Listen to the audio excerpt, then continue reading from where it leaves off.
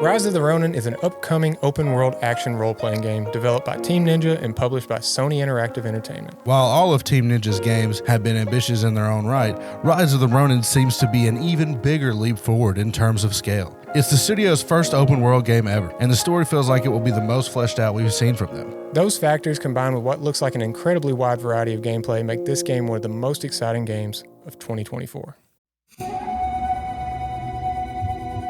While watching presentations on this game, I've gone back and forth between Ghost of Tsushima and another smash hit Game of the Year title, Sekiro: Shadows Die Twice.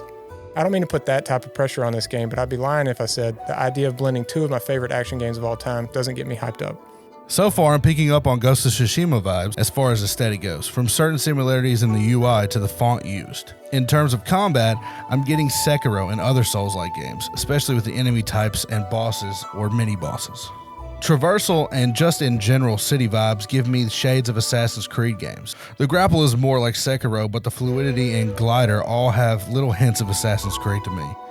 By no means do we mean to detract from what Rise of the Ronin is accomplishing as its own thing with these comparisons. There's definitely a clear Team Ninja identity in what we've seen so far. There's tons of the studio's DNA to be found in both the gameplay and creative design of this game.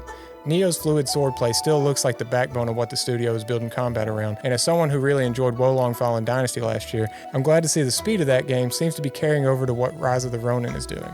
Also glad to not have this one be hampered by being tied to the messy lore of Dynasty Warriors. Rise of the Ronin is set in a grounded depiction of feudal Japan. Well, not completely grounded, but definitely not as fantastical as something like Sekiro. I expect this game leans closer to the realism of something like Ghost of Tsushima, but with some creative fiction sprinkled in. Visually, the open world of Rise of the Ronin has a ton of texture and rustic style to it. In my opinion, it's the most graphically impressive project that Team Ninja has made yet. The game takes place in the mid-1800s near the end of the Edo period, a time when Japan was opening up to more Western influences. As you can imagine, this caused a lot of conflict within the nation. Rebel factions formed and fought against the Tokugawa shogunates in the Boshin War. There are three main factions that are integral to the story of Rise of the Ronin. The Sabaku, who are supporters of the Tokugawa shogunate and wish to uphold the existing political order. The Tabaku, the rebel group attempting revolution against the shogunate in the name of bringing back imperial rule. And the Obai, the Western forces looking to ensure their goal of establishing Japan as a lucrative trade partner doesn't fall through. All of these factions will have characters within them that are loosely based on real-world historical figures that we, the player, will be able to interact with. The developers have said one of the most important features early in development that they wanted to implement was a bond system with these historical figures. So as players progress through the game, their decisions will lead to alliances and rivalries with the key story characters of the Boshin War. So we've talked about setting, plot, and characters, but where does our main character come into all of this? There isn't a ton of info available on our protagonist's backstory, and it's still unknown whether the game will have us create our own character or taking control of a named character. But one of the lead developers at Team Ninja, Fumihiko Yasuda, did give us a bit to work off of in their most recent behind-the-scenes vignette for the game. Quote, "You will play as a powerful Ronin, trained from a young age as a one-half of a pair, by a secretive group known as the Veiled Edge.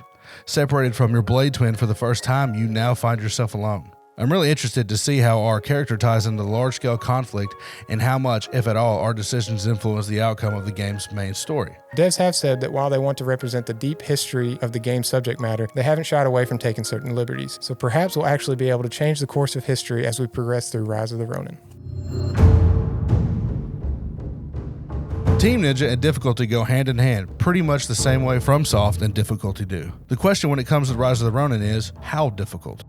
Of course, difficulty in games is specific to each gamer, but I fully expect this game to be more challenging than Ghost of Tsushima based on Team Ninja's history of games. For me, the ideal spot for this game would be somewhere between Ghost and Sekiro. Even as a hardened Souls veteran, I found Sekiro's rigid progression system to be frustrating at times. Getting stuck in that game felt more daunting than any Souls game because the only option was to keep hammering away at it, which is fine for many of us, but likely hurt or even ruin the experience for the not-so-masochistic gamers out there. With Rise of the Ronin being open world, I'd like to see an Elden Ring type of structure, with an open world that allows players to overcome roadblocks by exploring the world, leveling up, and coming back to take down an enemy that previously rubbed your face in the dirt. To me, the pace of combat in The Rise of the Ronin looks in line with Sekiro. It's fast-paced with a lot of maneuverability, but at the same time will require some thoughtful planning and strategy both in and out of combat. During a fight, you'll have opportunities to turn enemies' attacks around on them if you're able to predict their next move and successfully hit a parry. There's gameplay examples of this with enemies throwing objects and the player deflecting it back into their face for nice damage. You'll also be able to switch stances during combat, similar to Ghost of Tsushima, which gives players the ability to really experiment with what works best for their playstyle in any given encounter. The combat seems super fluid. With all the combos you can make with the multiple weapons, it's like you can almost enter a flow state during each enemy encounter, which could lead you to feeling like a truly badass Ronin. Outside of combat, you'll have a plethora of tools to help you really plan for how you want to approach a fight. Maybe you go in guns and blades blazing. Maybe you want to stealthily take down enemies one by one. Or maybe you'll use one of your many means of traversal to approach fights from unexpected angles and catch your foes off guard.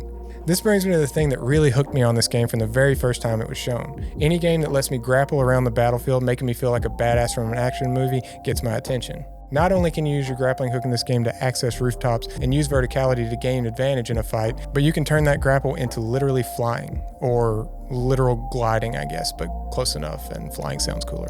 This creates nearly infinite ways that fights could play out. You can use this mechanic to drop in on unsuspecting bad guys or disengage from a fight so that you can reassess the situation. Or, as you'll be doing for much of the game, you can traverse the beautiful open world Team Ninja has built more efficiently.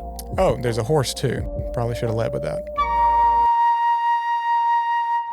Just how grounded would this game be? It appears that practically 99% of what we've been shown is based in realism, but there are enough nods to fantasy elements that it leads us to wonder what weird surprises might be in store for us.